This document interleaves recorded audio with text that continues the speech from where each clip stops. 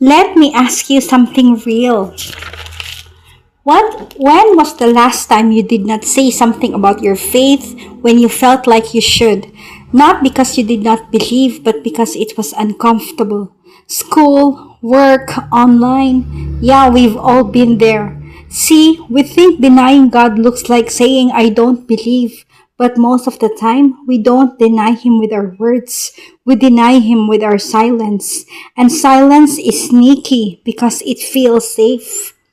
Let's look at this. Acts 5:42. Day after day in the temple courts. Don't miss this. Day after day, that's what we talked about in the first session. Consistency. But now, temple courts. That's not private. That's not hidden. That's not safe. That's public. That's visible. That's risky.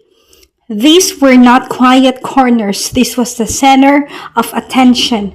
The same people who built private discipline were living it out in public spaces. Their rhythm did not stay hidden. It showed up. Let's be honest. Why don't we do that? What stops us?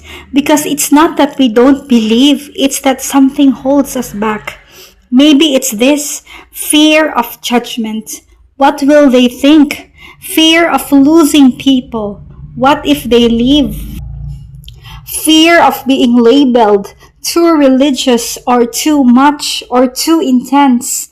And culture does not help because culture says believe whatever you want, just keep it to yourself. Be spiritual, just don't be visible.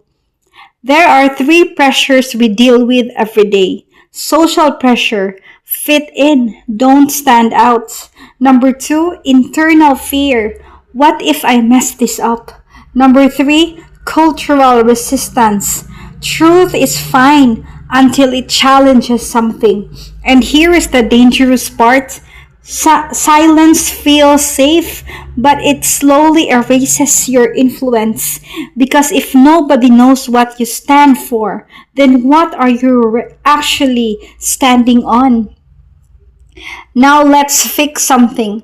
Public faith does not mean being loud for attention. It does not mean forcing conversations. It does not mean being annoying. Let's be honest, nobody likes that. Public faith means something deeper. It means you don't hide who you are. It means your life makes your belief visible. Let's make this practical. At school or work, you don't cheat to keep up. You don't laugh at things that go against your values. You don't shift just to fit in. Online, you don't just follow trends. You stand for truth. Not fake, not performative, just real. In your community, you pray even when it's awkward. You encourage even when it's unexpected. If your faith is real in private, it should be recognizable in public.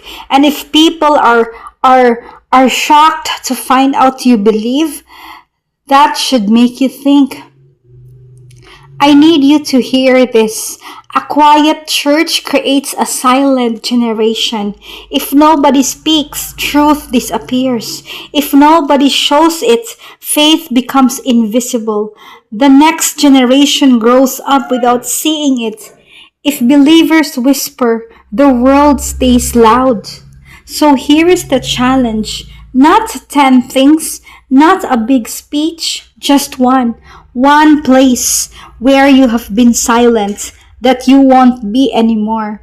Maybe it's this week you pray for someone, speak up in a conversation, post something meaningful, or just stop hiding who you are. This week, don't just believe,